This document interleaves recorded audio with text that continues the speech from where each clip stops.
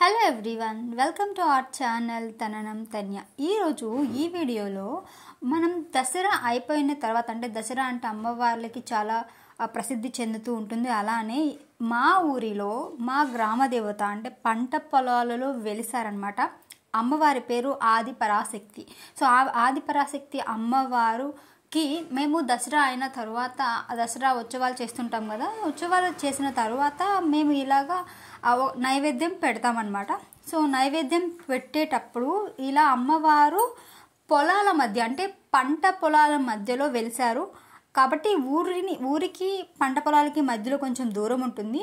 ఆ దూరం ఉంటుంది కాబట్టి ఆ దూరంలోంచి మనం మళ్ళీ ఇలా అమ్మవారు ఎక్కడైతే ఒరిజినల్గా వెలిసారో ఆ ప్లేస్కి వెళ్ళి ఇలాగా తాళ మేళాలతో తప్పెట్లతో నైవేద్యం తీసుకువెళ్తూ ఉన్నాము. ఇక్కడ మీరు చూస్తుంటే ఇప్పుడే మేము అక్కడ ఆలయం నిర్మించారు, ఆలయంలోకి ప్రవేశించాము. ఇక్కడ మీకు కనిపిస్తున్నారు కదా, ఈమె దేవుడమ్మ అంటారనమాట. అంటే అమ్మవారికి మొట్టమొదటిసారి అమ్మవారు తన ఒంటి మీదకి ఆవహించారు. అప్పటి నుంచి మా ఊరిలో దేవుడమ్మని బాగా గౌరవిస్తారు. ఇంకా దేవుడమ్మ కూడా మా ఊరి ప్రజల యొక్క సమస్యలు, అమ్మవారికి ఒంటిలో వచ్చినప్పుడు ఏమన్నా సమస్యలు ఏమన్నా ఉన్నా కానీ అందరికీ కోరిన వరాలు, అమ్మవారికి ఏమన్నా కోరుకోవాలి అనుకుంటే తన రూపంలో మాట్లాడతారు అనమాట. సో అలానే ఇప్పటి వరకు ఎంతోమంది ఆదిపరాశక్తి అమ్మవారిని నమ్ముకున్న వాళ్ళకి సంతానం కావచ్చు, లేదంటే వాళ్ళకున్న సమస్యలు కావచ్చు, ఇలాగా దెయ్యాల వల్ల బాధిస్తున్న వాళ్ళకు కూడా చాలా వరకు నయం చేశారు. సో ఇలాగా ఇప్పుడే వచ్చి నైవేద్యం తీసుకువచ్చారనమాట. నైవేద్యం తీసుకువచ్చిన తర్వాత ఇలా ఆలయం చుట్టూ ప్రదక్షిణాలు చేస్తున్నారు. సో ఇదంతా ఆ ఊరి జనం అనమాట. అంటే ఇది ఒరిజినల్గా అమ్మవారు పంట పొలాలలో వెలిసిన దేవాలయం. సో అంటే అక్కడ అమ్మవారి యొక్క వెలిసారు. ఆ అమ్మవారికి ఇలా విగ్రహం ఉంది ఆ లోపల. సో ఇక్కడ దేవాలయం నిర్మించడంతో ఇలాగా తప్పెట్లతో మేళతాళాలతో నైవేద్యం తీసుకువచ్చి ప్రదక్షిణాలు చేస్తూ ఉన్నారనమాట. సో ఇది మనకి ఎంట్రన్స్. సో ఇది చూసుకుంటే ఆ మధ్యలో ఉండే దారి అనమాట, అంటే గుడి చుట్టూ ప్రదక్షిణాలు చేసే దారి. సో ఇది ముఖద్వారం. సో అంటే ఆ ఎదురుగా కనిపిస్తుంది కదా, అది ఊరి నుంచి లోపలికి వచ్చింది. సో ఇప్పుడే దేవుడమ్మ గారు కొబ్బరికాయ కొట్టారు. సో కొట్టి ఆలయంలోకి ప్రవేశిస్తున్నారు. అంటే ఇప్పుడు ప్రదక్షిణాలు అయిపోయినాయి కాబట్టి ఇప్పుడు ఆలయంలోకి ప్రవేశిస్తున్నారు. ఎందుకు అంటే అమ్మవారికి నైవేద్యం పెట్టడానికి అనమాట. సో ఈరోజు మరి అమ్మవారికి ఏ నైవేద్యం పెడుతున్నారో మనం ఇప్పుడు చూద్దాం. సో ఇప్పుడే ఎంటర్ అయ్యారనమాట. సో ఇది లోపలికి ఇలా ఉంటుంది. సో ఇదంతా మీకు కనిపిస్తూ ఉంది కదా. సో ఇప్పుడే గంట కొట్టి లోపలికి వెళ్తూ ఉన్నారు.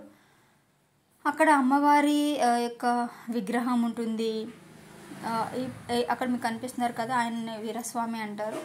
సో అమ్మవారికి యాక్చువల్గా అంతకుముందు ఈ దేవుడమ్మకి ఒంటిలోకి ఆవహించిన తర్వాత పూజలు చేసేవాళ్ళు అనమాట. ఆ తర్వాత ఆ వీరస్వామి గారు అమ్మవారికి చూస్తున్నారు. సో అమ్మవారికి నైవేద్యం పెడుతూ ఉన్నారు. సో ఏమేమి నైవేద్యం పెడుతున్నారు అంటే గారెలు, పూర్ణాలు, పులిహోర.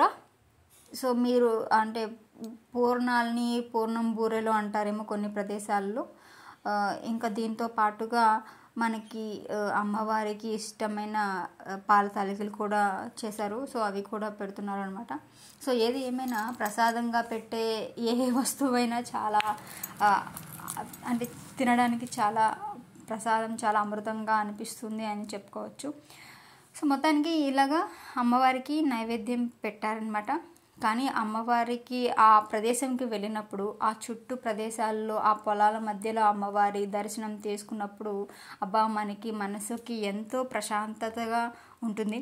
సో ఒకవేళ ఈ దగ్గర ప్రదేశాల్లో ఎవరైనా ఉన్నట్లయితే ఒకసారి మీరు కూడా వెళ్ళి దర్శించుకోండి. సో ఇంటి దగ్గర నుంచి చేసుకుని వస్తారనమాట. ఎందుకంటే అది పొలం కాబట్టి. అంటే కొంతమంది ఎలా అంటే అక్కడ కూడా అమ్మవారికి పొంగల్ చేసి, అంటే పరవాణం అంటారు కొంతమంది. సో పరవాణం చేసి నైవేద్యంగా పెట్టే వాళ్ళు కూడా ఉన్నారు. సో ఇప్పుడు అంటే ఈ చలికాలం కాబట్టి సో పైగా అంటే ఇంటి దగ్గర నుంచి అన్నీ చేసుకుని వచ్చాము. సో చేసుకుని వచ్చి అమ్మవారికి నైవేద్యం సమర్పించాము.